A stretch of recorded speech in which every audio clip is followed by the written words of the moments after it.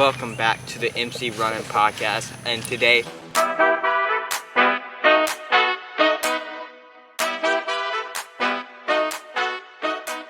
we have a little bit different of a scenery. We're not in our kitchen table, we're not in our room, and we're not even out on our porch. We are out on the lakes where we used to do runs, and it's actually a great way we're actually doing this podcast. It's a great way that we are actually out on the trails doing this podcast because we have a little bit that we want to talk about, and it's actually talking basically about these trails and how we were doing it all wrong, but we also want to talk about how Seth Demoor is basically doing it all wrong. He's not doing it right. And so this is going to be, so danger ahead, because this is going to be a great podcast. So if you're not, no, that's a dumb joke. All right, let's start it off for real though. See that you are tanning. I'm getting my tan lines all evened out. Yeah, for real. Because those cycling tan lines are kind of like they're kind of crazy. They don't match up. But that is one thing about cycling. There's one thing about running and everything like that. You get these weird tan lines. Say you run in a singlet, you have these weird tan lines. You have that singlet tan line. Literally, I have a singlet tan line from a parade that I wore a singlet, and I have this weird tan line deal. And then when I even cycle just for 2 days, I have this weird bib short, cycling short tan line, which obviously looks weird when I wear shorts because you can see it, and then your tan lines are just super weird. Yeah. But this is like the only way we can essentially get our tan on, because we're not necessarily running right now. We're not doing any of the cycling or whatnot, because literally that is the way we get our tan, and we can't do that right now because that's the way we get our tan, and we can't do that because we're injured. So speaking of your injury, how is it doing? Like, why aren't you biking right now? Well, last week, I talk about this a lot. Like, you make mistakes of you regret of what you do, but since I started running again, I felt like I had to run. I have told you this before, and I keep saying it and keep bringing it back up. I'm like, I feel like I had to just go for a run because I started to run. So, oh, yeah, that's Mom. Hey. Where are y'all? We're at the lake. We're filming a podcast at the lake. What lake? One of the lakes. Okay. Well, next time just let me know when you leave. All right. Yeah. Or fall. We're heading out, so y'all got a key to get back into the house? Yeah. Okay. All right. Love y'all. All right. Bye. Love Bye. you. I don't know if we'll include that in the podcast or not, but if we do, that's our mom checking on us because we did not tell that we were going to the lake to film a podcast. Or fault. Definitely or fault. Yeah. But what was I talking about? You were talking about your injury. Oh yeah, so I woke up that morning, first day at the beach, with some of a stiffness in my glute, and I had pain just in my foot, and I knew I should not go for a run. I'm gonna change my running form, and I did. I know I changed my running form to where I had issues where I started to feel stiffness in my glute, and I decided to go back home. But I'm just gonna run 2 more minutes out, which still required me to get some time back home. And so I was very stupid for doing that, and I ended up starting to feel an extreme amount of pain in my glute, and I'm pretty sure I pulled it, teared it, or strained it, which tearing it and straining it is apparently the same exact thing, and a pulled glute is apparently the same thing as a tear, according to Google. I really don't know that. I'm not a doctor, so I truly don't know that. But I couldn't bear any more weight on it. I tried walking, and it became unbearable to walk. So I decided to cycle anyways. I probably know I shouldn't have, but I was at the beach, and now I finally stopped cycling, and haven't been cycling for now a week now, and it'll probably be much longer, especially, what the world? Yeah. Especially since the glute has not gotten any better. The pain kind of just remained the same. It definitely hurts to walk. As when I walk, I change up my gait cycle, and it's just definitely different. You can notice my gait, my hip drop, as I'm trying to minimize my body is very smart, and so it's going to try to minimize the amount of pain rather than putting more stress on the injury, and so my body smart enough, and it's causing me to have a hip drop. I don't know what leg it is. I don't know how the hip. Yeah, I can see. I can't really tell myself what. I can see the hip drop, but I don't know what leg is officially coming. Yeah. Yeah, but I can definitely notice the hip drop, and it's definitely sucks because I don't have a strong enough motivation anymore. It's like it affects my motivation because I don't even know what to do anymore, which does really suck. But that's whatever, and I think I know what the pain kind of calls from, which was from cycling up hills. As I talked about in the previous podcast, was cycling up them hills. I knew to not cycle them hills. Like, I looked up stuff as I'm very paranoid, and I keep stressing myself out even more and more, as I still feel like my foot is not playing fasciitis, as there's still something truly definitely wrong with it, so I stress out myself out with that. And then my glutes, so I was looking up stuff and a whole bunch, and I was reading a whole bunch of articles and so on, just not getting stuff done, but paranoid myself even more. And so when I was reading something, it's like when you're cycling up hills, whether you're in the seat or out of the seat, you're putting a big strain in the glutes, especially the glute medius, which is where I'm developing pain, and you'll typically feel the pain around the ILLAC crest, which is, I don't know how to pronounce it. That's why I decided to spell it, because I do not want to sound stupid. I will say, these running injuries are teaching me about the human body. I will say that. It's teaching me all about the bones, the ligaments, the muscles, and so maybe if YouTube doesn't work out, I might become a doctor. Who really knows? But no, I'm seriously not, because that's way too expensive. I always thought about going into sports medicine or nutrition. Yeah, like doing physical therapy or something like that, yeah. Sports medicine and stuff like that has always been an interesting factor, which we'll touch about that in a little bit. But back to my injury, which I knew to not cycle up hills, and it says it's going to put a big strain in your glutes, especially if you just start upping up the elevation and start climbing mountains. It's almost like if you start running up hills, like when you're not used to it. Let's say you're running up the flats, and then you just start putting elevation into your legs. You're going to go slower, or you're going to be forced to go slower, and if you still go at the same paces, you're possibly going to get injured because your body's not used to it. And you want to say that again? What? You had a voice crack. I know I did. It's all right, guys. It's all right. But it was like what I was trying to say before the voice crack. It's a new stress. Everybody has them. Everybody has them. And so yeah, I added a new stress, and for about 6 weeks I remained very good cycling whatever, for about 15 to 20 hours a week, which was good enough for me. I feel like I felt really good. But rather than biking the flats, I was always biking elevation. In those 5 weeks, I was cycling around 20,000 to 30,000 feet of elevation. I think the max was around 28,000, but that is still a lot of elevation gain in something that I'm not used to. And most of the elevation is basically all the elevation is coming from Zwift, which puts a big resistance into your trainer and makes you feel like you're going up the hills. And so I love that, and it makes my legs burn, and it makes me get a really good sweat in, that I'm out the seat, pedaling hard, going hard every single time. And so that's going to cause an injury. And so I end up developing an injury in my hip and kind of my glute area, but it got rid of in a week. I was able to start cycling again. But then right after, I spent the next 4 days resting my body, took 2 days off, and then 2 days was cycling on the flats. But I also added another stretch, which was running. And then after those 4 days, I added some more running.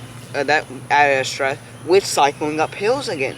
I decided to go up hills again. I went up the Zwift twice. I went up the Zwift Epic KOM.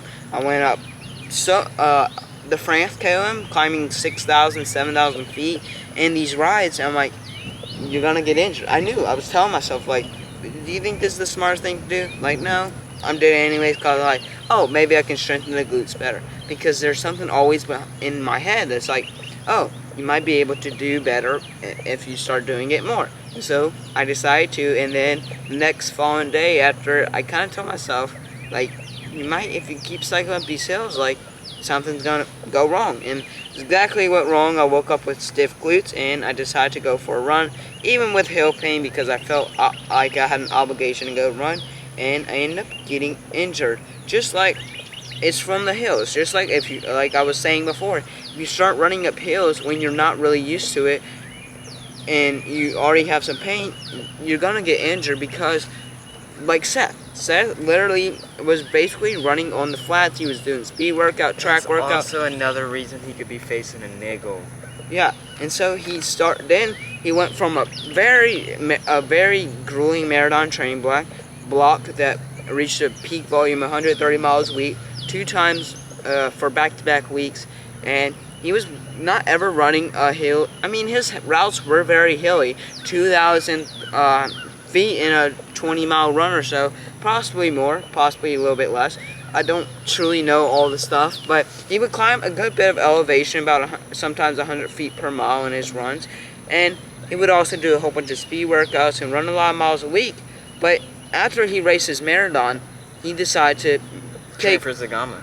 take maybe like 2 days off yeah. or so, and then start training for Zagama, going straight into it, in which he didn't take that much time off, and then he went into the elevation, which makes you have more time on your feet and puts more pressure. Not necessarily more time on the feet. It depends if you're doing 8 miles on the flat, but then you transition into 8 miles on the mountains. Of course, it's going to take more time on your feet because 8 miles on the flat is definitely going to be shorter than 8 miles on the mountains. Yeah, even but if part of it is running downhill, because overall, when you go uphill and downhill, the uphill is going to slow you down a lot more, and so overall it's going to build up and make you like a lot more slower overall, and your time is going to be slower. Yeah, and so he's not just started spending more time on his feet. He went from around 2,000 feet of vertical in his run to 7,000 feet of vertical in his run to 4,000 feet of vertical in his run, and he started to do marathons back to back, and then he started to go to the gym more, which is helping build strength. But at the end of the day, you're adding another stress into your body. He's adding more and more stress, and keep on adding stress. Like he's doing strength training. And I will say, then he's doing marathons back to back to back. Yeah, and he said he got an official diagnosis, which was tendinopathy in his hamstring, which can develop into a muscle strain or a tear. It can literally develop. Achilles tendonitis, you have to watch out for any tendonitis type of issues. That can develop into a muscle strain, or it can just pursue. Tendons are not something to play around with. They suck. I have dealt with tendon issues several times. I have too. It's not fun. It is not fun. It's something that can literally lead to a more serious injury, and if it's not leading to a more serious injury, your tendinopathy is going to get worse. And literally, tendinopathy is not something you want to play around with. It literally can, if you don't take care of it now and you stop running, it's going to come back, and it's not just going to come back. It's going to come back worse and worse and worse. Because when you have tendonitis, you're putting and you keep doing activity, you're putting even more and more of a strain on your tendons, which can put a strain on your muscles, which can cause a muscle strain. But you're more looking at the tendon. When you keep straining out the tendon and you keep pulling on the tendon more and more, it's gonna give, and it's gonna start pulling on the tendon to where it can tear or possibly even fully rupture. Which, when you rupture a tendon, you definitely will have to get surgery. You have to reattach that tendon to the muscle, and you don't even want to get started how long that's going to take to recover. I mean, when you rupture a tendon, it sucks. I never had a tendon rupture, but I am dealing at the end of the day. Yeah. Plantar fasciitis is a tendon issue. It is a massive tendon flare-up in the plantar fascia. I think tendonitis will lead to a tendon rupture. It could lead to a tendon rupture. Yes. Think of Achilles tendonitis. Think of Galen Rupp. I think he had Achilles tendonitis. He had he had whatever that Haugen's Haugen's disdeformity or whatever. Yes, you can. It's a natural thing. It was caused. It was a. It's an extra. Yeah. So, but he had an extra piece in his tailbone, and it would rub on his Achilles tendon, causing tendonitis. Which he never ruptured his tendon. I think he ended up having to get surgery to repair the tailbone so it does not cause Achilles. But even after a surgery, he still has issues with his tendon because of the flare-ups. Just like plantar fasciitis, you might get surgery on it, or you might just get rid of it, but it's always going to come back. As I have talked about in my previous videos, this is not my first time of having plantar fasciitis flare-ups or flare-ups in my plantar fascia and around the Achilles tendon. I had these before. I had to take a full week off due to Achilles tendonitis, like a month after my first half marathon. I'm not saying it's from the half marathon. I'm not saying it's from any other training. These flare-ups happen, and if you want to become good, you're gonna have to really put in the work, and sometimes putting in the work makes stuff happen, like what I am doing right now. All these pro triathletes, they're talking about how some of them, I don't know some of them, but people are talking about the world champs, as we know, was moved into St. George from Kona after the 49 or so year history. Not sure the full years, but I think they were going to make 50 years if they held it in Kona this year, but they changed it into St. George, which also moved the time from October to the end of October to the beginning of May, or it was in the beginning of October, but now it is in May. That is a 5-month difference. Whatever it is, it's a difference, and you might be able to run or be able to compete in the triathlon in October, but you're not able to compete, and that was the original championship spot, but you're not able to compete in it, and you call it not the real championship because of the previous 49 years of being held in Kona. It's but still being held in Kona. You're trying to compete at the highest level, and you have to do some serious training to compete at the highest level. So if you're not healthy at the starting line, don't compete, because you're not going to be fit enough to compete with the world champs. You are the world champ if you win this year at St. George, because this was clarified as the world champs. And if you're not healthy enough to get on the starting line, well, you weren't fit enough to get on the starting line. Kat Matthews described it well on Lionel Sanders' channel that I watched this morning during my core routine.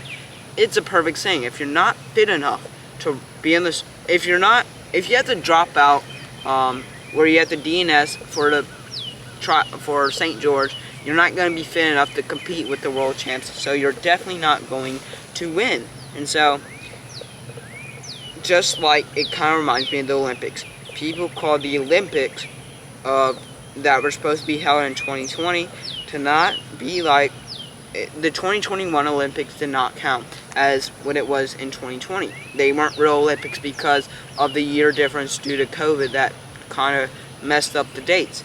It apparently was not the real Olympics to some people, but it was. You have to deal with that in their sport. Sometimes there's changes. Injuries happen that have to push you back. It's all about the obstacles that delay your sport or maybe even progress your sport. Yeah, the obstacles are always in your way. They're always trying to defeat you. They're always trying to bring you down. And that comes with people. That's not just injuries. That's people that are trying to bring you down. Those are also the obstacles. When you are looking at people on Strava or your social media platform or Instagram or something like that, some type of social media platform, people are always going to tell you that you're doing too much volume. You're not doing enough. I was about to talk about that. You're not doing enough volume. You're doing too much speed. You're doing too much mileage. You're always going to have that. Haters. Yeah, you always are, because they might not ever become as good as you, or they're always trying to make you they're trying to make you less fit, or they are just trying to protect you. They're trying to help you out. And a lot of people don't see that as helping each other out, because most of the time it's not helping out, because literally people at the end of the day, you know your own body. I was about to say that. You know your own body. Everybody knows their body. Everybody's different. Everybody knows what they're capable of at the end of the day. Does your coach know that? Yes, if you're really close to your coach. Let's say Matthew is my coach. Would he know my body? Officially, no. He would not. A coach officially does not know your body. But you start to notice when they're acting up just a tad bit, where you might start noticing they're holding. They're holding onto more water. Their weight is increasing, but their body fat is not increasing. Their muscle is not increasing because they're holding onto more water. Or they start holding. Let's say you start to feel a niggle in your glute, and you start holding it, and I kind of start noticing it. I'm like, well, do you have any pain in your glute? You can start to ask those questions if you're very closely with your coach. Even if you're not close with your coach. If Gustav, I'm pretty sure he gets coached by his brother, and so they I don't know this for sure, but who knows?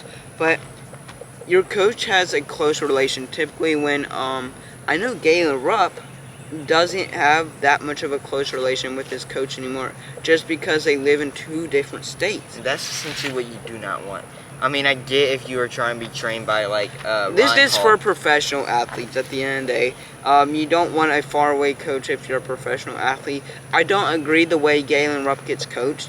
I'm just gonna be honest, because his coach, I feel like his coach needs to move, or Galen Rupp needs to move. If you know that you are capable of coaching yourself, do not waste. First off, getting a coach is a waste of money at that point, and it's very expensive. Also, if you know your body, why not coach yourself? If you know how to train correctly and try to prevent as much injury as you can, to train yourself, because you know your body at the end of the day. You know what's happening inside of it. You know if you're feeling a niggle, how bad that niggle hurts, how bad that pain hurts, how bad that injury hurts, how bad everything hurts, how bad like this pain is, or how you are feeling. Are you too tired for that day? What do you feel like after this long run? What do you feel like after this workout? Do you feel good? Do you feel energized? Do you feel ready for the next workout? You have to ask yourself those questions, but could a coach really ask you that? And sometimes a lot of people will lie to their coach. They're not giving their coach the honest truth at the end of the day, but you can give yourself the honest truth, because you know your body. Does your coach, your coach is debating on you. He is hoping that you are telling him the truth. He is hoping that you are telling him everything he needs to know.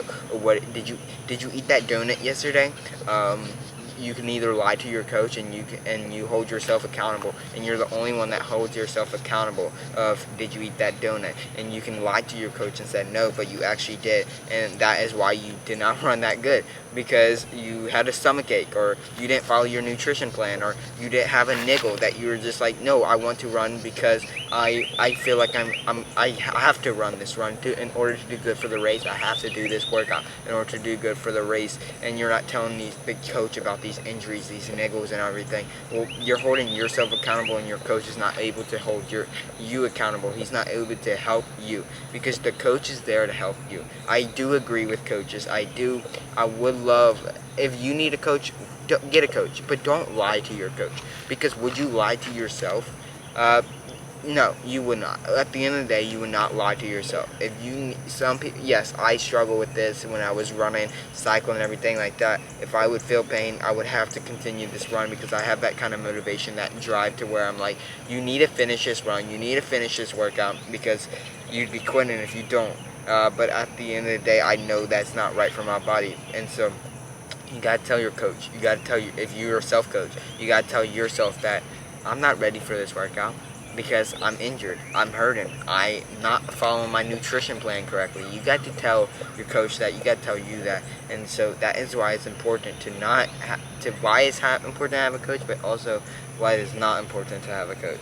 Yeah, I hate to say this to myself, but last week, it's hard to be honest with yourself. I'm not going to lie. Yeah, it's really hard to be honest with yourself. Because you don't want to quit. You want that drive. Like, do we miss running? Yeah, and how bad do we want to go on a run right now? Yeah, but do we know it's smart? Probably not. No, it's not smart. And then if you get back to running, you're like, oh my God, I didn't. You like to say, I didn't lose any fitness, so I can go at the speeds that I used to. You are going to get burnt out. You are going to get injured trying to run the speeds. You have to be honest with yourself and say, I have lost a lot of fitness. I can't run. The easy runs that I used to run are now my 5K race pace. Let's just say that. It might be, it might not be. Who knows? But you have to be truly honest with yourself, because you can end up developing another injury. Is it smart to go biking right now? No. Can I go biking? Yeah. But I have to tell myself, even though you really would love to go biking right now, you love to go cycling, is it smart? No. It's not smart, and so I have to keep telling myself that. I have to keep urging myself that, and so telling myself that is going to help me out and to not bike. Is it hard? Is it hard mentally? Is it hard physically? I guess you can say it's hard socially too, to not bike, because all you want.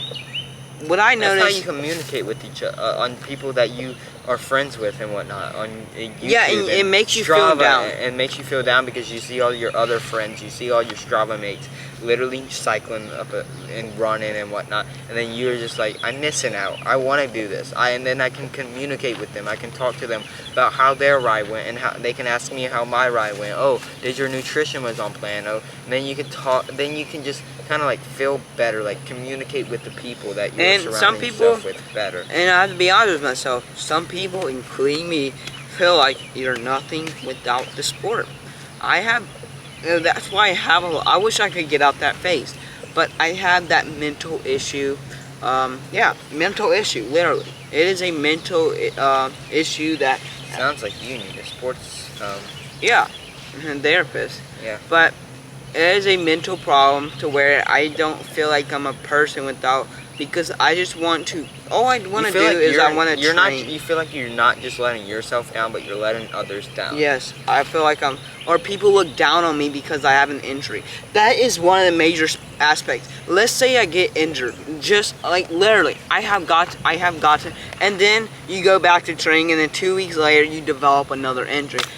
I have developed that in my marathon training block. I have developed it literally 2 weeks ago. I feel like somebody looks down at me and judges me. When I had to tell, he doesn't know how to train. He doesn't. When know I how had to tell Chris that I have another pain in my glute, it's almost like I want to continue to train and act like everything is fine because I don't want them to know. I want to hide it from them to say I don't have another injury, but I have to be completely honest with myself and be completely honest with others and say I have another injury because I feel like others will look down on me and say this person needs a coach, this person just is training too much, this person doesn't know or how this to train. Coach doesn't know what to do for this person. And so when I had to tell you I'm injured, I feel like you were judging me, especially when you say your consistency is so off. I feel like I wasn't judging you, I'm just gonna be honest, but I was just be like, dude, you need help. Like, dude, stop jumping from 0 to 100. Literally, once you get injured, stop. Like, don't go back to your normal training. Like, even though it's tempting. To your 100. Like, when you are cycling 300 miles a week and then get injured or you get a niggle or whatever, and you have to take a few days off. It's easier to go back. Go back to your normal I will training. say it is easier to go back to your full training when you took 2 weeks off compared to 14 weeks off, or vice versa. I mean, yeah, that's like, that's kind of obvious. Like, it is, because first off, you have a lack of motivation due to how much fitness you lost, and you can't do as much. Like, you can't run as fast, you can't run as far, or you can't train as much, you can't train as far, or you can't train as heavy. I know I haven't been going to the gym to strength train. I know I'm weak. I have literally a left leg discrepancy, an imbalance in my left leg. I haven't gotten diagnosed. I just notice it. I am right side dominant. I am right-handed, right side dominant. Everything has more power in my right side. My left arm is the only thing that is stronger than my right arm. Or I just have a the only reason I say this is because of the more power I can put into my arm. But everything else, which is weird because I'm literally right with my right hand and everything else. But everything else, especially I would say my my left side mobility and strength, especially in the glute area, which is the the fascia that runs from your glute to the bottom of your foot, becomes extremely irritable and inflamed. It can be at any time, as I have when I had shin splints. This leg was the one that got the shin splints. This calf was the one that had calf tightness all the time. This Achilles, lack of range of motion. This foot, plantar fasciitis. Glute pain all the time. Not all the time, but when I develop a glute pain or hip pain, it's going to be this leg. And so maybe it's just teaching me, rather than to go cycle more or go run more, I need to focus more on my strength. I need to do not just core work, maybe take days off from core work, and even though I would feel guilty, don't do my core and focus on physical therapy work while strengthening my left leg with doing single leg lunges, single leg squats, single leg step ups, everything dominating. I don't want to weaken my right leg, but kind of match up my left leg. The reason I'm injured right now is because of my imbalance. My glutes were so much more weaker, and at the end of the day, I stopped doing physical therapy as much as I should. Which, when I mean by physical therapy, I mean like hip movements, band work, more core work, planks. I got lazy with it. I got lazy with going to the gym. Never felt like it, and you might not feel like it, but you have to do it. It's very crucial. And I didn't do it. If you don't do the side stuff, then you're not gonna. I didn't do it because I don't like to do it. I love to just go cycle forever, and it ended up costing me. Even though I was cycling centuries at Florida, and I could literally keep going and do it all day, I knew it's best to stop, and it's best to not do that every single day. I hope I'm able to cycle when I go back to the beach in 9 weeks or so. Am I going to do a century if I'm able to? Yeah, I will if I'm able to cycle. Especially even if I haven't cycled in 8 weeks, I would love to try and go cycle because Florida's very cycling friendly. I don't have those roads to cycle on and so on. But it just kind of helps me realize that rather than doing as much, I need to go strengthen more. I need to go strength train more. I will say 2 years ago, like during this time, I was focusing on more strength. I was doing upper body strength, even though running doesn't cause as much, or biking doesn't cause as much upper body strength. It still uses upper body strength as still uses, yeah, but the primary muscle is your leg. But yeah, you can use more power by having more power in your arms. So I was doing a lot more strength if you work. have stronger pectorals, stronger shoulders, stronger triceps, when you're cycling, you can have better posture, obviously saving injury, and then you can go faster and then push more watts. One thing with an easier effort, and same with running, you can pump your arms better. One thing I did not do was squats and stuff. I did do a lot of core work, and what still blows my mind is I was able to not run, but power walk on 15% incline on treadmill at 4 miles per hour for literally an hour. And I was also able to do the Stairmasters for an hour at level 18 to 20. It still mind blows me. Like, I don't know how I was able to do it. I had that much power in my legs. I don't have that anymore, which does suck, but I need to work on that. I'm working on my mobility. I think that's what officially caused. I was trying to work on my mobility while doing weight-bearing stuff, which is not smart. You need to do different. You need to work on your mobility and then work on your strength. Not do it at the same time, because working your mobility and strength at the same time, you might mess up the mechanics. And with this glute injury, I am messing up with my mechanics with walking, and it's going to cause a major glute imbalance, hip drop, hip weakness, and I'm going to have to end up strengthening that before I even start running again, or maybe cycling and so on. So it's just all these delays of injuries is causing so much more stress than I would like to have even more. This year sucks for me. It sucks for injuries. It's now May, and I still have not been able to have a consistent running block.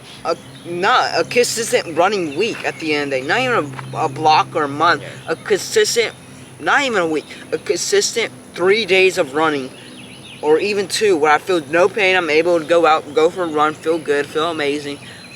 No, I have not been able. Honestly, feel that since the week after my marathon. I was not able to feel like that ever since then, and it's now May, 5 months now, and I don't have that consistency that I would like to have. Hasn't been able to remain that, and it sucks. It does suck. This year sucks for me. I hate to say that, and I thought 2022 would have been better than 2021 when I was saying that, and I'm gonna crush so many goals, but I haven't crushed one goal that I have planned out to thought I was gonna crush, and that happens. You fail at life sometimes, but are you gonna pick yourself back up? You don't officially fail until you quit. Until you officially just quit. If you get knocked out and stay on the floor, you officially quit. But to get back up takes a lot of hard work and dedication, but it can get to you being successful. And that's what I'm trying to do. I'm staying on the ground right now, but I'm trying to work myself back up.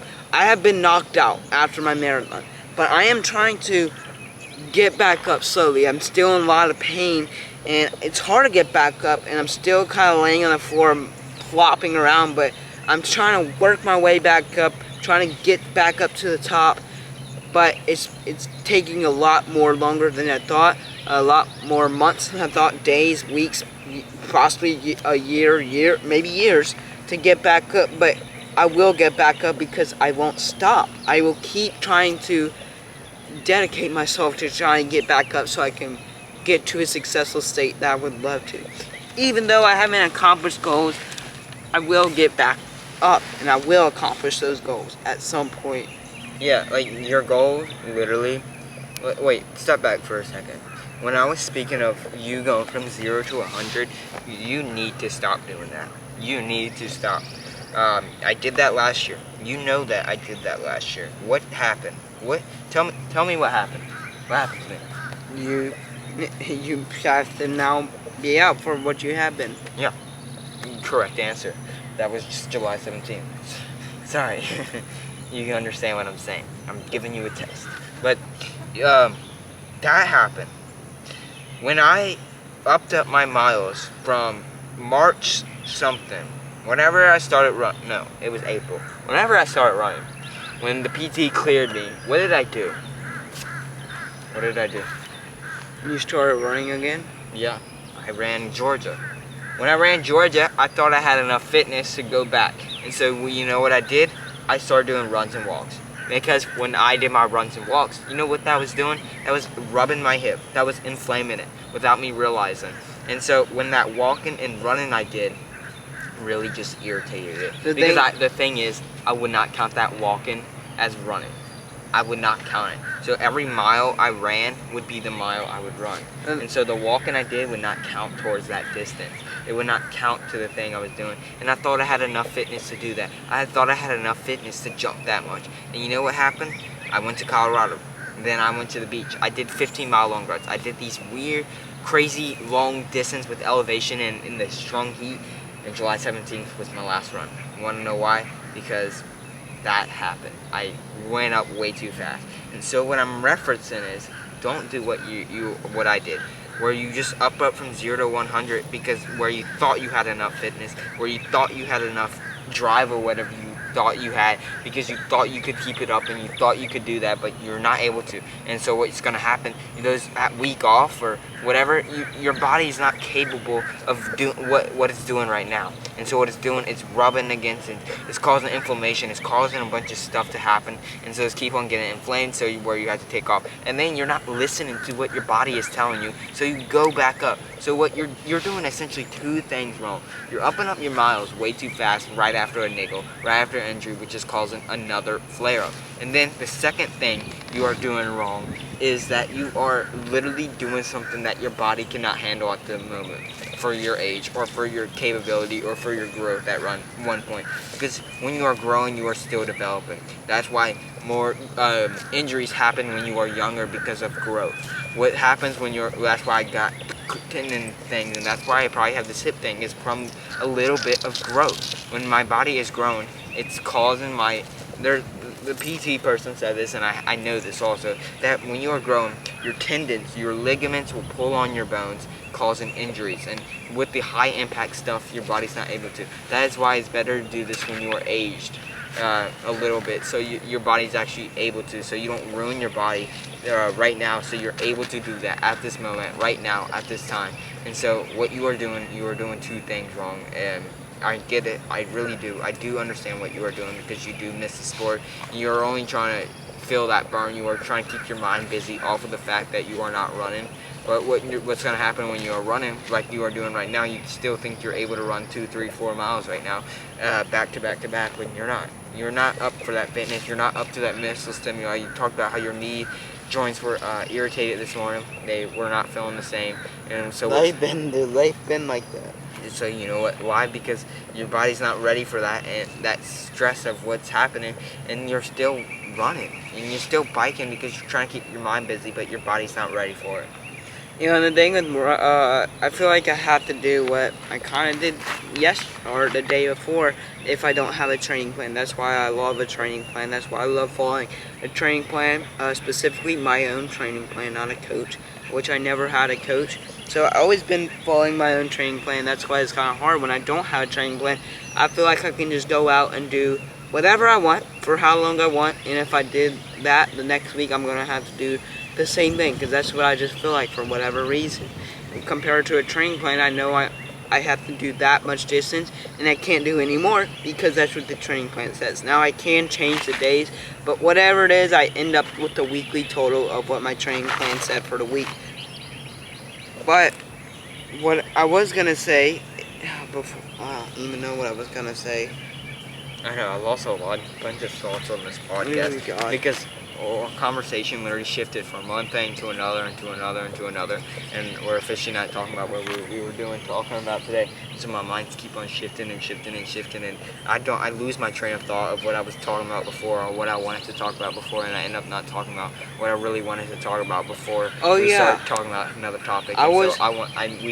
Shut up. We missed a bunch of topics. No. So I was cycling. I feel like since I'm not running at the paces that I was 20 weeks ago or in my marathon block, I feel like that's not.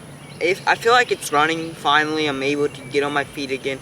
But I feel like since I was cycling for around 2.5 hours, those 30 minutes of running counts away 30 minutes of cycling, even though it's a new host stress and it's probably more than those 30 minutes of cycling. So I'm doing now 2 hours of cycling compared to whatever I was doing. And I feel like I have to do that every day. So if I run, I have to also cycle for whatever. Even though if I run, I could just run. Or if I just cycle, I just cycle. And compared to running and cycling in the same day, and if I do run, I only cycle for around 30 minutes to an hour. Even though I was able to do that in my marathon training block where I would run 10 to 15, maybe in 20 miles and cycle for around 30 minutes to an hour in a day, I had that type of fitness. I don't have that type of fitness anymore, especially since I added a new stress, which was running, and my body's not used to that, and it's going to develop niggles because my body isn't used to something like that, and so it's going to cause an injury because the body's not used to the impacts of running. When I'm trying to do just as much as cycling, I'm adding a whole nother stress with doing the same amount of time as cycling. And if I was to just cycle, well, if I went to cycle, let's say 2.5 hours, I don't have to run for 4 miles. I can just do a mile just to kind of get the feel out the legs, because at the end of the day, my body's not used to it. If I develop my body into used to it, I can cycle for 5 hours and run 8 miles like I was doing at the end of my marathon training block, where I cycled for 2.5 hours and ran 15 miles the week before my marathon. I built my body up to that stress, so I was able to handle and do that stress without developing and getting an injury. Compared to now, I can't do that much because I've been so long without having that stress that it calls now my body to get less developed to that stress, and now I develop so much more niggles and injuries and pains just because the body has not developed into that stress that was 20 weeks ago in my marathon training, at the end of my marathon training block, or even halfway through my marathon training block, where I would just do a 15-mile run and a 45-minute cycle in a strength session. Like, my body was made for that during that time. Is it made for that right now? No. So if I added a new stress of going to the gym, that's a whole nother stress. So I couldn't do, let's say I was doing a 2.5 hour bike ride, I haven't been going to the gym, and then I had a whole nother stress of going to the gym. Well, I have to cut back down the cycling time and slowly up the gym time. But I don't think I have to do that. I jump straight into it. I keep telling myself that, and I'm even telling myself that right now. But once I'm able to cycle, and once I'm able to go to the gym again, who knows what's going to happen? Am I going to cycle for 5 hours? Am I going to cycle for just an hour? Or am I going to just fill out the legs and just cycle for 20 minutes? Am I going to go to the gym and do 100? I can't even do 100-pound squats, but I'm just saying, am I going to go to the gym on the first day and start squatting 100 pounds? Or am I going to go to the gym and just start squatting body weight squats for 100 reps compared to 1,000 reps? I have to always start slow, but I'm not made to do that. I always feel like I have to just go back to my normal routine. After my marathon training block, I I took a week off, and I feel like I had to get back to the volume I was running midway through my training block and towards the end. And so I would not just slowly up it, I would kind of ramp it up back to it rather than slowly, especially since I wasn't running, I was starting to cycle. And so I feel like cycling wasn't running, and so I was I was doing way more cycling because that measured out to a 20-mile run. Even though it's been 5 weeks after my marathon, I'm not up to that fitness. And so I did it anyways, and I'm like, because I feel like since I ran a marathon, I feel like that 20-mile run is what I would be doing right now. Even though that's not the case, I would probably be doing like a 8 to 12-mile long run, which is to me like a 4-hour bike run. But that's not the case. I can cycle just for 2 to 2.5 hours and be completely fine. And I could have just slowly ramped it up compared to fastly ramping up, especially with not running and I was cycling instead. And so I would ramp it up even faster because I feel like I was having to do a 20-mile long run 4 weeks after my marathon, even though it would be a 30 to 40-mile week, 10-mile long run, and so on. But nope, feel like not running, I can do as much cycling as I want and take no time off, even though, because a week off did nothing to me. So speaking of your goal, you know how you had to face obstacles with this year with the glute and then the foot. So your goals was essentially to run the golf course will have marathon. I mean the marathon, the Grandma's Marathon, and then that trail race in New Mexico. So not South Mexico, New Mexico. And so what you were trying to do was a attainable goal. I feel like I really do feel like that was attainable for you at that point. And so what does it feel like for you to not be able to maybe? First answer this. Do you think you'll be able to run the Gulf Coast Marathon this year? Not even a chance. Do you think we'll go to it this year? I think so. We'll go to it, but I don't think I even have a chance of running it. It's now 7 full months away, and I haven't even started running. I'm out of cycling now. I'm out of the gym. I'm out of everything, and so there's not even a chance that I'm thinking about that right now. Mm-hmm. And so all these other races, I know you wish you were racing, but maybe it's a reason that you're not racing. Then maybe you could have broke your leg or something, or a much more serious injury, because I know that we were gonna fly out to whatever, maybe to do the Grandma's Marathon, or that was just maybe a plan. So I know that you're down with that, but like, what does it feel like not to be racing that and going for those goals? Because I know you were talking about how you would be doing an 8 to 10-mile run right now. You were training for Grandma's, because you would be training for Grandma's at this point right now. So would you be doing an 8 to 10-mile long run at this point? And how does it feel not to be like running? So at this point, I would have just completed the New Mexico Trail Marathon, which was at 7,000 feet of altitude. It ran about 27 miles and climbed about a total of 2,300 feet on these rugged trails. So that would have been on April 24th.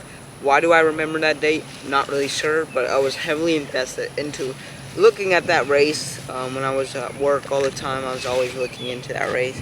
And then I found out I was still running on the incline treadmill at that time, seeing what was going to happen, but no, at the beginning of the year, that changed the whole entire plan. I still had 4 months to get healthy, to officially start, to get to that race.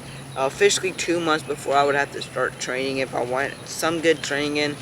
And I thought I was going to be able to do it. I didn't think this injury would have lasted this long. And I kind of used the excuse of everything happens for a reason. I have told Sarah this, that I use that excuse all the time. That is just my excuse. Is it true that everything happens for a reason? I don't know. I don't know. That's just my excuse. I feel like everything has a purpose the way it goes, but sometimes I don't think there is a purpose. I think some things just happen to teach you something, and you can say that it happens for a reason to do that, but I feel like that's not the case. Over time, I feel like a lot of things happen for a reason, but not everything happens for a reason. And I say that a lot, that everything happens for a reason, but everything happens for a reason, but does it happen for a reason in your life? or does it help somebody else's life? Yeah. It contributes to somebody else's life. Yeah. Not just yours. Everything happens for a reason, for the whole world, for the domino effect, not just for your life. Now, because think of how much people I'm influencing with this injury and your injury. Yeah, I'm helping people out. I mean, what helps cope with my injury is looking at other people dealing with an injury where they had to take a long time off or something like that. Their fitness is crazy good now. Or I don't wish upon anybody to get injured, but looking at somebody injured, especially a professional athlete, which sucks, it helps me cope with that. Like, I am injured, they're also injured. They're losing fitness, I'm losing fitness. They're dealing with stress, I'm dealing with stress.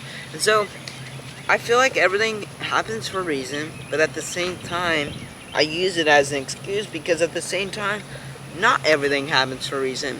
I would be taking time off right now. I would probably be about tomorrow. 2 days from now, I would be probably today. I think today I would have been able to start running again. But after New Mexico, the trail race, I think we would have stayed there for about 3 to 4 days. And so I think I would have been took 2 days off and start running again.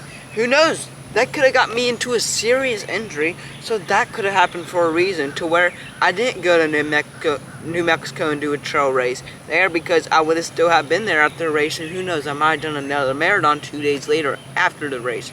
And so I truly don't know what could have gone wrong or what could have gone right. I just say everything happens for a reason. My excuse, literally my excuse, I would probably be on day 3 or 4 of being in off time, start running on Monday, and I would slowly up into the Grandma's Marathon, which I would have about, I don't know, a month and 19 days until then, which I wouldn't have taken that long off of the trail race because I want a good aerobic base building. So I would probably take around 3 or 4 days off. Like I said, I would have gone into that training block with a month and 19 days, probably around 50 days or so. That I think that equals up around until I would race. And I feel like that's good enough training, especially with the fitness that I would have built over the trail race period, where I would have gone on the incline treadmill and run up those hills. I would have been running out in the heat because the springtime has came around. I'll be running on the flats, doing strides, basically hitting the gym. I'll basically be doing the same thing, but since I was not able to, it's an awful feeling. I'm gonna be honest. It's a terrible feeling that now I have already passed up one race. I had 3 races on the radar. A marathon in June, a trail race in this past 6 days ago in April, and then the Gulf Coast Marathon. 1 race is already off. 2 races will definitely be off, and 3 races is not looking good. And so, won't get a medal this year. It's very, very devastating. I'm not going to lie, especially with all these niggles going on. It does suck, but go back to that excuse of everything happening for a reason. There could have been many things that gone wrong. It could be, I don't know it now, but I could have noticed it 20 years from now, 30 years, who knows, 40 years. And I could still be running, but if I end up running those races, who knows if I would have been running them. So you just kind of have to take everything in a little bit of a perspective of this will help benefit you no matter if it comes at a cost or not. Yeah, and I want to talk about this also. I know we mentioned it. Wait, it's almost. It kind of reminds me of investing your money. Like, it comes with the cost of investing your money into something. Let's say you invested your money in the stock of, I don't know, Brooks. Tesla. Yeah, let's go with Brooks. Brooks running shoes. Okay, what if their sales decrease because Hoka came out with a new shoe? Well, your stock share is going to go down, and so you're going to start to lose money. But let's say that's going to happen for a reason, because Brooks gets an idea and becomes out with the better shoe, so their stock rises, and you start making tons of money. So everything comes with the cost and purpose. Yeah. But I want to talk about this we mentioned it briefly, and I want to talk about this of how Seth Demoor is doing it all wrong. He really is. I feel like personally, I know he gets a bunch of hate and about it on Strava and in the comments on his YouTube channel and probably on Instagram, and he gets DMs and everything like that. People are telling him that he's doing it all wrong. Like, why would you do a marathon and then back to back you would go do another marathon and then another marathon, then Pikes Peak, then God knows what other training he's gonna do, and then I have a Zagala. question. Do you think what he's doing is good? No, I feel like I have mixed opinions because at the end of the day, he knows his body. People would think it's stupid me running 85 miles a week, but I know what I'm doing. Someone else doesn't truly know what I'm doing. I agree with that. You know what But- more I feel like because you are living with me. You feel But you know the- if I'm more tired than normal, but if the I'm more hungry than normal, if I feel the best to go out for a But the run. thing is, I agree with what he's doing. He knows his body best. He's his own coach. But the thing is, he has tendinopathy in his hamstring.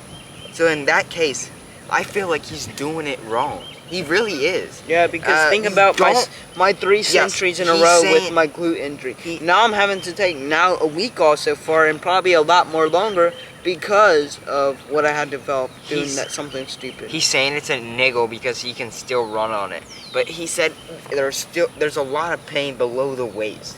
It's definitely not pain free. And so should he really be running on it if it's really kind of painful for him? I mean, no, probably. Yes, you can run on a niggle if it's minor pain. Probably a 2 out of 10. Maybe 1 out of 10 at max. But if your pain is probably higher than that, you should take a day off of your training. 2 days off, 3 days off, maybe even a week off of your training. And then go ease back into it slowly and then get back to your normal training. You know what we should have done? What?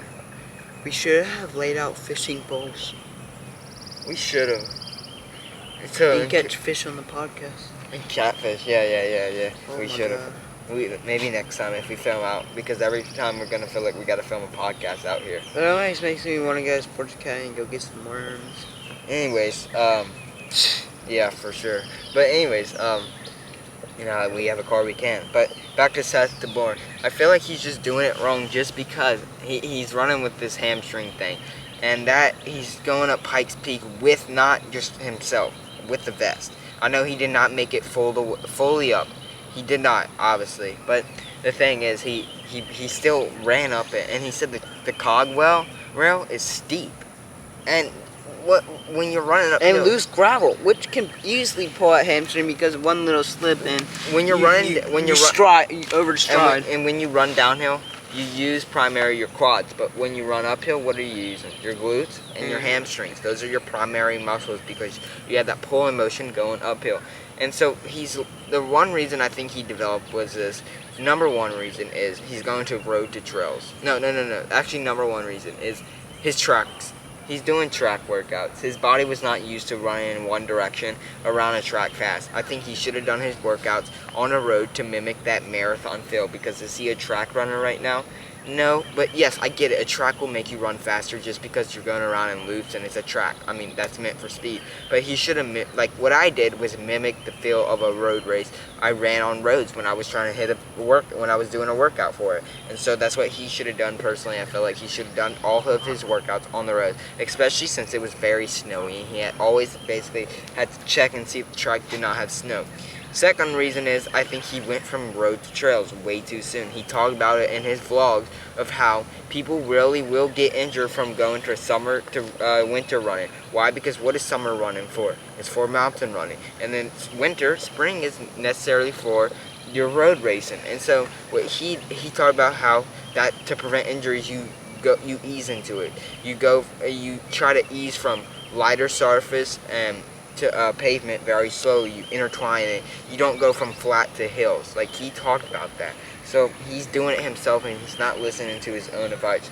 Third reason is he's working on his hand. He added two new stretches, which was doing the mountains, and he also did the gym. Fourth reason is he's doing mountains with he's doing gym work. The gym work, he's not just working on his hip flexors, his core. He's working on his hamstring with tendinopathy.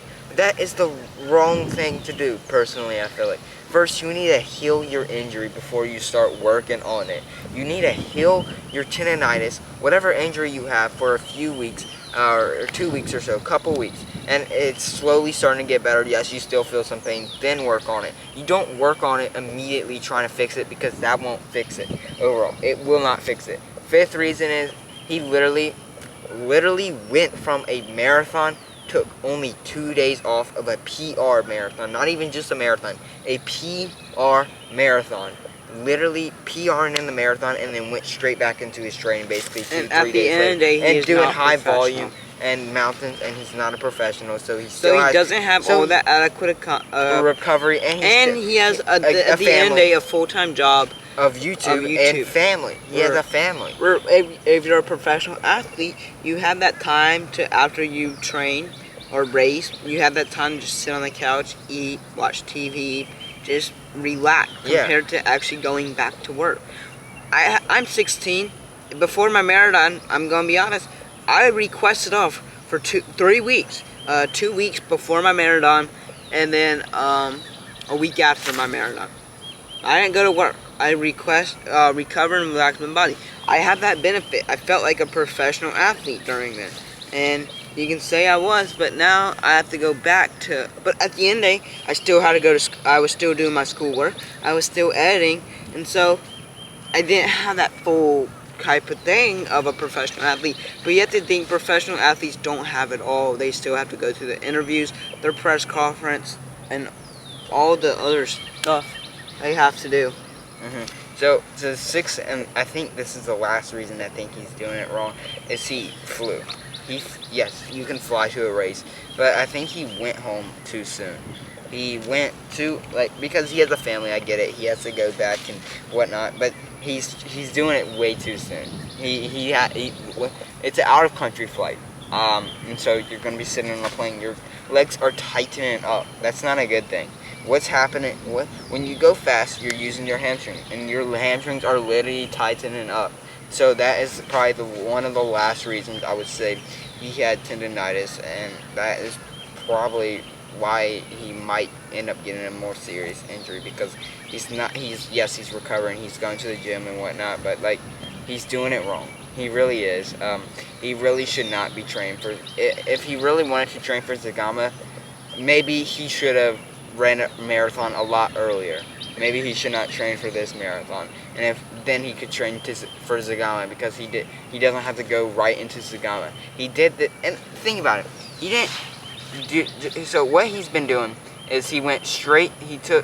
He went to Pikes Peak, okay, and then he took a few days off. I think Mexico, or was that was Mexico before Pikes Peak?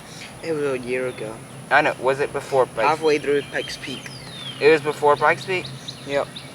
Okay, so he did that, and then he went around May. Pikes Peak at the end of May. Pikes Peak was part of his New York marathon block.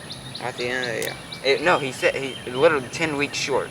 So what happened is he's training back to back races without not enough adequate rest, without a month off, with just doing slow runs, no training necessarily. If he feels like training, go for a run. If he doesn't, don't. Don't have a training block, essentially.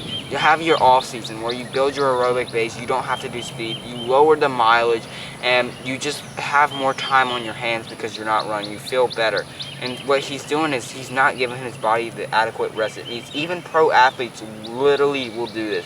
They will down their miles severely for that time off. They will. They will.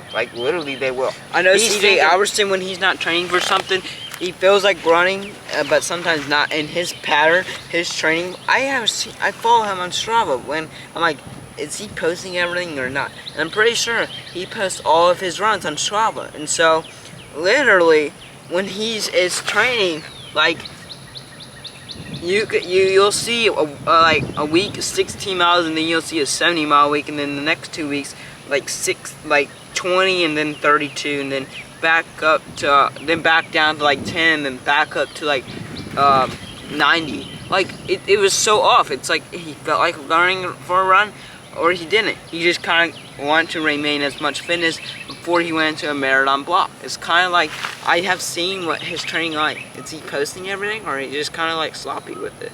But I think he was posting everything, and it's just his off-season training. So overall, he's not giving his body adequate rest. He's trained back to back to back. So he did his half marathon, then he trained for Pikes Peak, and then he went straight into New York, which New York was part of Pikes Peak block. And then literally he said, no longer I'm taking 2 weeks off after this, because literally he for some reason he said it makes me more stiff and whatnot, which I agree with that. But still, maybe run a little bit, but don't train for a race. Maybe walk with your family or whatnot. And then he went straight into whatever, Rotterdam I think it's called, and then he's now going straight into Gama. So that, I think that is the 8th reason. If there's no 7th reason, maybe 8th, 7th or 8th, he's getting injured, because he's literally training back to back to back to back to back without any adequate rest. Yeah, I still think, like, I'm still not looking down on him or anything, because I would hate for people to look down on me like, oh, it's so stupid. Like, why is he doing that? Like, stupid. Like, I don't even know. Like, I think he's, at the end of the day, I still think he's really smart. I don't think, I know he's really smart. He'll still, at the end of the day, listen to his body and know how he knows how his body reacts. None of his Strava followers, not me, not you, nobody else knows his body. Not even his brother or his wife or his kids won't know how he truly reacts. They can see how he feels throughout the day, or how he's reacting, but they truly don't know how he feels. Now, I've had to say, this just came up to my mind. His sleep during his training block, during his, this was so random, but I was just saying that, I was just thinking, I'm like, his sleep during his Rotterdam Marathon training block. I feel like there was a factor into that, and the possible reason why he could have started to develop hamstring pain, and there's 2 factors. Either he's can I guess it? He's too lean, with lack of nutrition, and he's overtrained. Yeah, those are the 2 reasons. I nailed it. And so, really nailed it. Overtraining will jack up your sleep. You will feel more irritable. Water weight. You'll be more tired. Or you're the complete opposite, where you're kind of groggy, but you're able to stay up, and you can't get that adequate sleep. Where you're able to go to sleep. No, you're tired, but your body doesn't want to, because your heart rate is increasing so much that it's not going down to that. But how much of that sleep is actually benefiting you, where you're going to sleep, but you're not reaching your deep sleep. Sleep is the best rest. It's the best form of recovery, and it allows muscles to repair, and his hamstrings not repairing. Yeah, and so when I was in my marathon training block, I was really lean. I didn't think I was, but now that I kind of look back, I'm like, I was shredded. I was like so lean. I had veins, I had striations. I was really lean. I was extremely lean, and I don't think I could have ran a faster marathon time, but my performance throughout the workouts, well, actually I do. Let me take that back. I think I could have ran a faster marathon time, because my performance throughout the workouts, or not the workouts, because I didn't do any, but the performance throughout my long runs and throughout my easy days and throughout all the cross training and strength work would have been better, to where I would have been able to perform stronger in the gym, to where I would have built more muscle, performed stronger on a bike, building more muscle, and have better, faster paces runs, compared to feeling sluggish some days or feeling more tired. I could have put more adequate nutrition in my body, and actually gain a little bit of body fat rather than maintaining my nutrition. Sometimes in a caloric surplus, but it kind of balanced out with sometimes being in a caloric deficit. And so I would sometimes lose weight and not really gain weight. I mean, I was losing weight, I guess you can say, throughout the training block when I was already lean. So rather than putting on a little bit of fat to gain muscle, I was losing weight and losing muscle, which affected, at the end, they affected my performance and affected of how I could have raced faster. I think I could have raced faster if I was, I guess, chubbier, because I don't know what other word to say. So if I was a little bit chubbier, I think I could have raced faster. Not specifically because I had more power in my legs, but just because I had more energy. I had a lot of energy the week of the race. I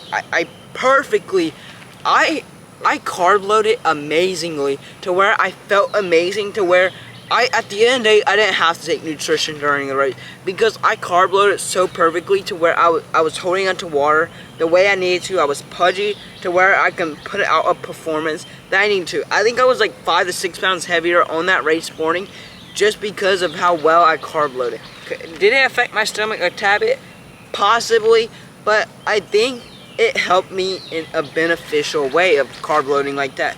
But I think I would have ran faster because I would have been able to perform a lot better throughout the training block, in the beginning of the training block, midway through, throughout my down week, and then after, and possibly not even develop an injury because at the end of the day I would have better sleep. Sometimes my sleep was good throughout the week, but after my long run day, I would kind of suffer my sleep, and even Saturday night and Sunday night, my sleep would kind of suffer because Sundays I would be more hungry, and so I would eat a lot and get kind of bloated because it's almost like I was so lean, I was so hungry that I would not necessarily binge eat, but I would eat a lot, and so it would raise my heart rate, affecting my sleep. And I guess you can say that was from being too lean mixed with, I guess you can say, overtraining because my heart was so high. But yeah, it kind of goes hand in hand with each other, and so don't think I would have possibly developed an injury if I was getting more adequate nutrition, because I would have getting the best recovery, which was sleep, getting into that actual deep sleep and feeling revived rather on Sunday morning rather than so tired and depleted. Yeah. And I think that was Seth was going through, where he's like, oh, veins pumping through the legs or something. Like, his whole leg was veiny. You get one paper cut and you're dead. Like, his legs were so veiny, and people, he didn't think it was nothing, but what I think it is yeah, but to see your veins, that happens to everybody's body. Some people are just leaner to actually see that, and so Seth's legs are very, very lean, and so the reason you're able to see literally every single vein in his leg is because he's lean, and so maybe very lean, and so it affected his sleep, and he could not have possibly developed this hamstring issue because he could have been getting more adequate sleep. Yeah. So I want to add this, but this is going to actually be for the next podcast. Right before, do you have anything else to add? I do. I think I do want to, since we're talking about that, I think I want to talk about what we were talking about before we started. Okay. Then I just don't want to do it, just kind of because in case the camera battery dies, but also just in case we don't have another topic to talk about. So, but I feel like we will have more topics because there's always topics. Because our mind. Because we closed out the last podcast on something. Yeah. But we didn't talk about it. Our mind's always racing. What was that? I know what it was, and plus I can edit the podcast. I know what it was talking about, and plus our mind's always. I know what it was. I know. What was it? Shoot. I know what it was, and plus when I edit, I can find out. Marathon Blues. That's what it was. Yeah. That's another podcast then. That's definitely another podcast. I can go on and on about because that. That's just a whole separate podcast deal. It's a whole separate thing to talk about.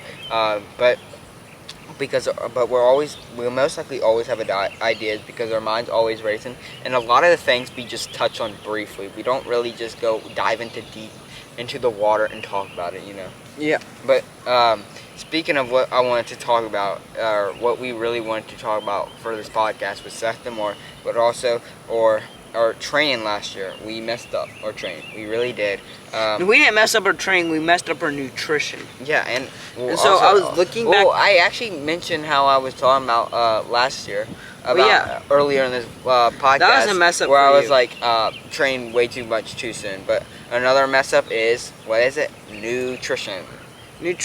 Being extremely lean. And so Strava added a new feature to where you're able to look at your runs or your activity from a year ago. And so I like that. Yeah, I do like it. And so I was eating breakfast this morning and looked on Strava, and it showed me my activity from a year ago. This was from the day before we went to Tunica. Last year I ran a 25-mile long run at Tunica. we had school the whole day, and so I only ate a Cliff Bar. That's because I feel like if I don't get a run in the morning, I don't want to eat a breakfast and a lunch, and so I just ate a Cliff Bar for whatever reason. That was it with the serving of Bear Bites or maybe more. But I didn't start my run till 2 o'clock, which means I only ate about 500 calories before a 12-mile run. So before that run, And you didn't feel on that run either. yeah, I did. And so at 2 o'clock I started that run. That's a long time without any calories. And I thought Yeah, about that food wears I off thought finally. about eating something before, but I'm like, I like being lean. I didn't say that, but maybe, who knows if I was thinking. I just didn't want my stomach to hurt. And so I would kind of get in that trap and it would affect my nutrition of running and performance output to where I would get extremely lean and my performance would decline. And so for this run, I would literally feel so tired at the first 2 miles. I almost thought about every single step I took to go back home, turn around, and literally take a walk back home because I was so tired. I was so depleted. I was so low in energy, and that's the effects of being so lean. So I was used to running 7:30 paces for an easy run, and I was running 11:20 pace for the first 2 miles. But somehow I took a bite of a Cliff Bar, and I'm like, you got this. I had no energy in my legs, but for some reason I started running and was able to start putting out power. I truly don't know how I feel, and I don't want to feel that again. I was awful feeling. I had no energy. I was so depleted. I just did not feel good. I had no energy. My performance sucked.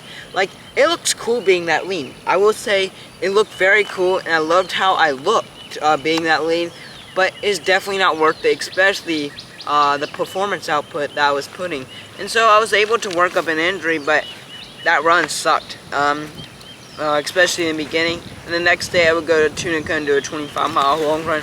I would be able to perform better if I did not have niggles going on because I was too lean, which was specifically shin splints, which can happen when you're too lean.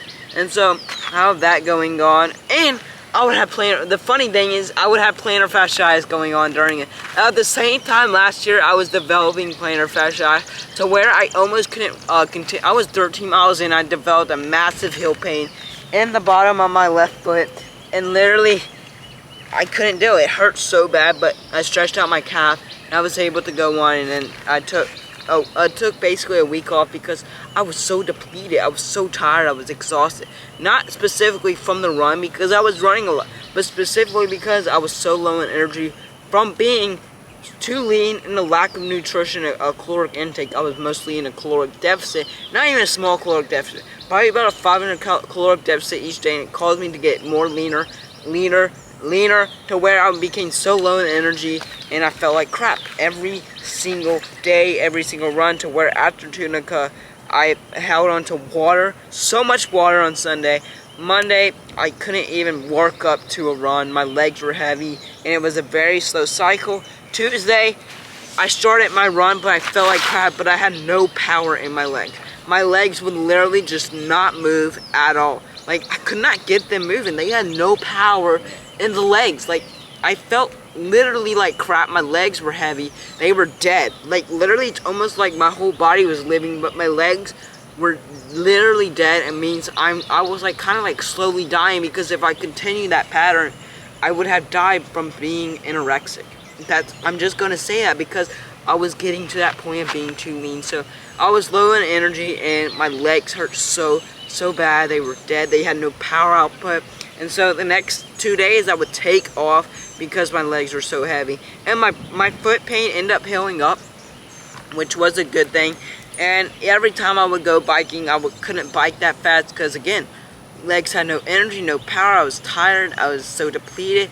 And so I ended up running a 16-mile long run. And I felt really good, probably because I was taking off and I was able to eat more calories than I burned to put on to restore my depleted state that I was in. It felt good, but it was kind of a recurring cycle that to where my legs just became so heavy for the next 2 months. So in May and June, so where I ran my marathon at the end of June when I was in Colorado and so on, my legs literally felt like bricks. They were so dead. Literally, I was slowly dying. At the end of the day, I was like slowly dying, especially if I continued that pattern. I would have been dead by today probably. But I didn't continue the pattern. I put on about 30 pounds of weight, which I feel like was a good thing, smart, not 30, but still.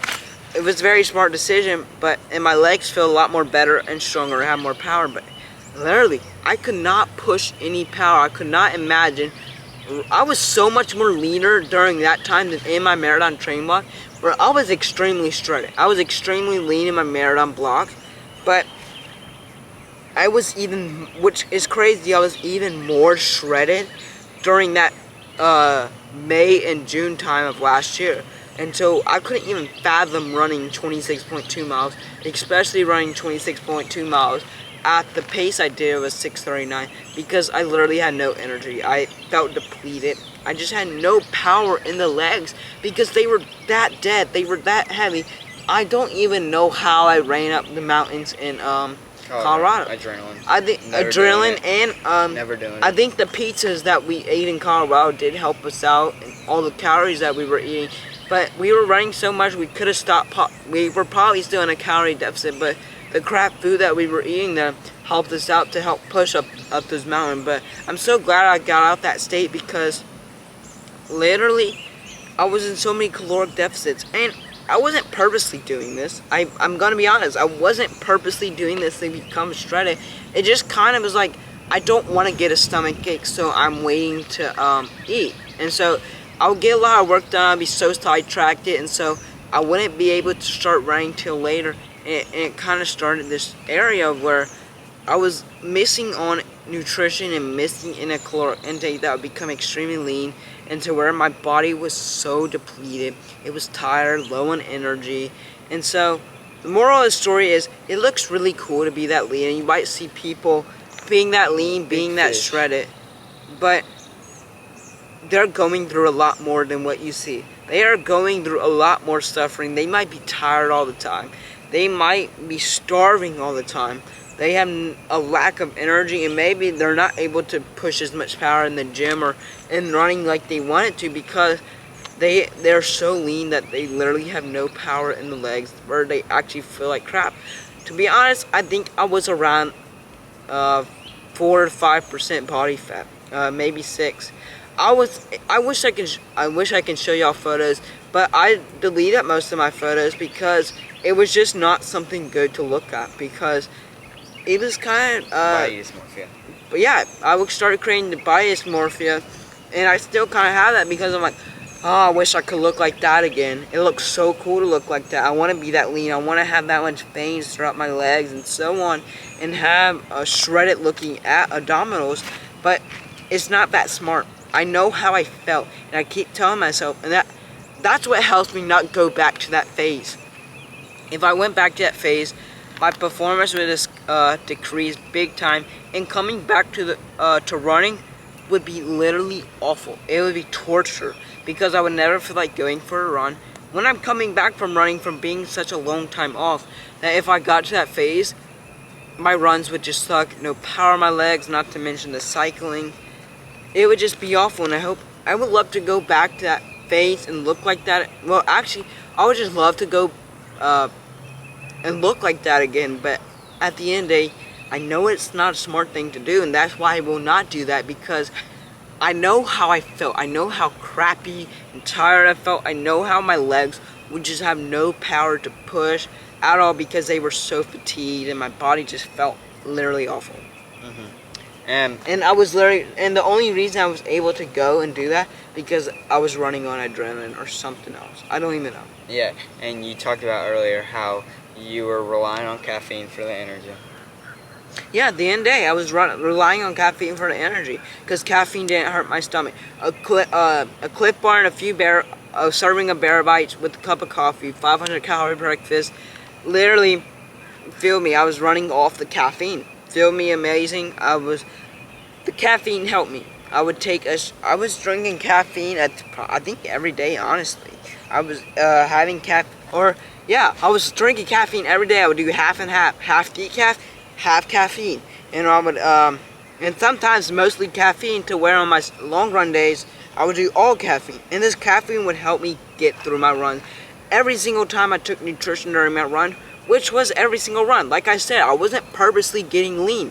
I would take a Cliff Bar every single run, but I would take a caffeinated Cliff Bar. I would eat a caffeine Cliff Bar to where I was basically relying off the caffeine rather than something that actually gives you energy, which is food to get you in the caloric intake that you need to perform out good. So yeah, I was not relying on the food for energy, I was more relying on caffeine, even though that truly does not give you the energy to perform good. Can help you, but it won't sustain you that well. Yeah, because caffeine gives that false reality of energy. It's not your natural energy source. Your natural energy source is calories. It is. And so it gives you the false... I read that from Feather's Nutrition. What? Because I'm like, yeah, because it's like a true and false. Caffeine gives you energy. I'm like, yeah, that's true. But when you go into science-based effort, caffeine does not give you energy. It's a stimulant. It's a stimulant. It gives you a boost rather than calories give you energy. It blocks adephine or whatever it's called. Yeah, which calories are the one that gives you the energy. Calories are the ones that actually help you to put out a performance. If you just drink caffeine every day with, I don't know, 1,000 calories, you will end up dying because you'll be anorexic, but also because you're relying on the caffeine to give you energy. You're probably tired most of the time. You get caffeine, you take a break from caffeine and crap, like so many things go wrong. So yeah, it's not a good thing to rely on caffeine, but rely on food mostly than a beverage of caffeine. Energy drinks, coffee, tea, anything like that. Yeah, because literally caffeine, soda, once your caffeine, diet soda. When your caffeine wears out, this thing is going to flood your brain and it's going to make you more tired than you actually were before.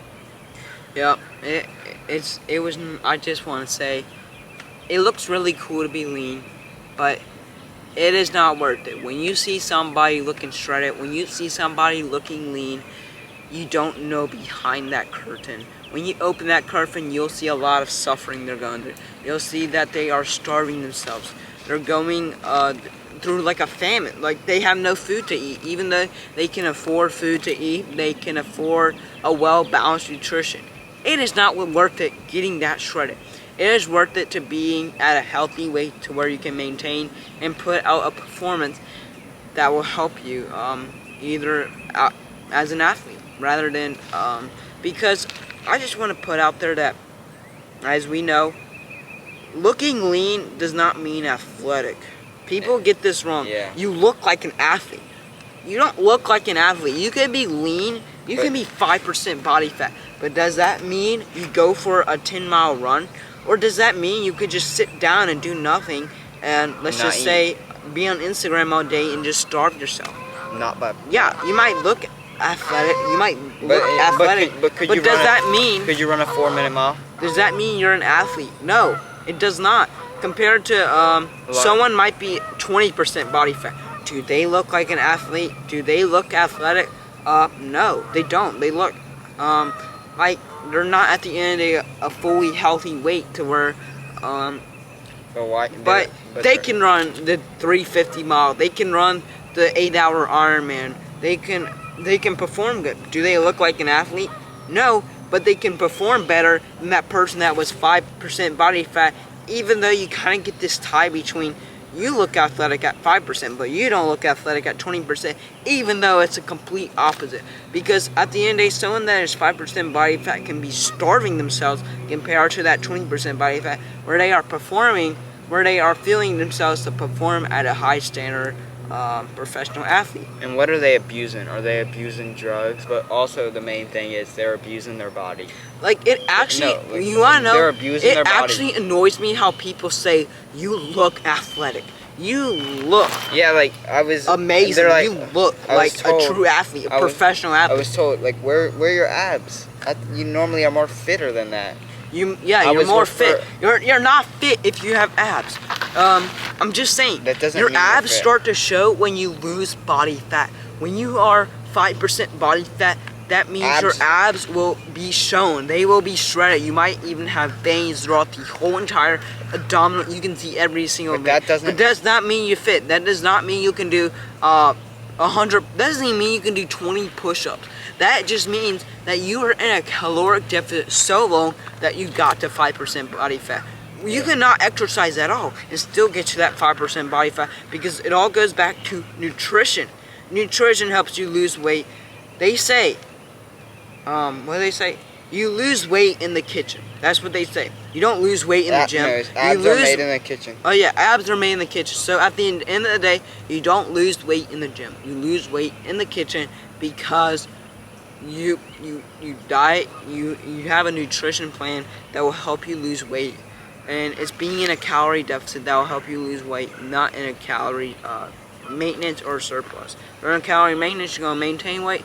Calorie surplus, you're gonna gain weight, and caloric deficit, you're gonna lose weight. And you might not work out a single day in your life, but you might be staying at 5% body fat. And to people, you look fit, you look athletic, but in the back of your head, you're like, I'm not even close to fit. I'm not even close to being an athlete. I can't even do. I can't even go walk a mile. I can't even go run. I can't even climb up a flight of stairs, or I can't even do push-ups. So yeah, there's a huge difference between looking fit and actually being fit. Yeah, for sure. And I actually can't. We're gonna save this topic for another podcast. But talking about weight gaining and the cause of injuries. Yeah, because I know I touched on this topic yesterday at work. I was like, even though this is not true, I like to play with my mind because of the body dysmorphia I have developed. Even though I know it's smart to feel myself, and that's why I do. Your body has to adapt to that new weight, and that which is the healthier weight. But your body has to adapt to that new weight, to where it's a new stimulus. Where it's like, oh, I'm a little bit heavier. I might have to slowly ease into it, and it's going to create a new stress, and your body's going to have to adapt, and it's going to be smart with it. So that's what your body has to do, essentially. And so it's going to be smart. It's going to present these things, and essentially the reason you're getting injured is because of weight gain. But I don't want to say that because of like people. It might influence people to yeah, you know. Yeah, but it is a beautiful day outside. I wish I could kind of stay out here and film a podcast, but it can go on, and we can make it 6-7 hours probably. But we want to save some topics for other podcasts, so we have other podcasts to talk about, because we don't know if y'all would watch that long or listen to that long. Yeah, and even if you don't, it's fun to talk to you about this stuff. It's like a normal day, daily conversation. We can almost film a podcast every day, but sometimes I'm laying in my bed, and sometimes you're at your desk, so we're like on two opposite sides of the room, to where it'll look weird. It will look completely weird, because I'm trying to go to bed, and you're still editing, and you're talking to each other, and you're like, we can film a podcast, but it would just look weird, because I don't feel like getting out of the bed. Yeah, you know the iced coffee hour? Yeah. People literally in the comments are like, why are y'all just filming y'all's business meetings? Yeah, it is true. This is like why are y'all trying to find? Why are y'all filming y'all's business meetings? Is that a hate comment or what? I don't know if it is a hate comment or what. But they're like, why are y'all filming y'all's business meetings and putting it online? But I'm like, I love these business meetings. They're fun to interact with. They're fun to listen to, because they're kind of like argumentative. They're cool to see and whatnot. Oh, you're good. Y'all good. Y'all good. Does this go all the way through or no? No, no, it just stops right here. It closed. It's closed. Yeah. So where are we? Y'all know that that other lake that is like right there. Y'all kind of across from it. Just the trail. The trail that. Yeah. Yeah. It's about a half mile. All right, guys. Thank Y'all have a good day. My This pleasure. was super helpful. Sorry if we messed up your Oh, it's totally all fine. good. We helping people out because we know the trails. Yeah, they were like, why are y'all filming a business meeting? Like, yeah. Why are you filming? These are Because, business but they're fun to watch, because they're literally like talking about what their strategy is, how they're performing better, what makes them perform better, how to get more tactics and everything, how to build a business, essentially, how to make money, how to invest. Yeah. It's like this is our business meeting. I know.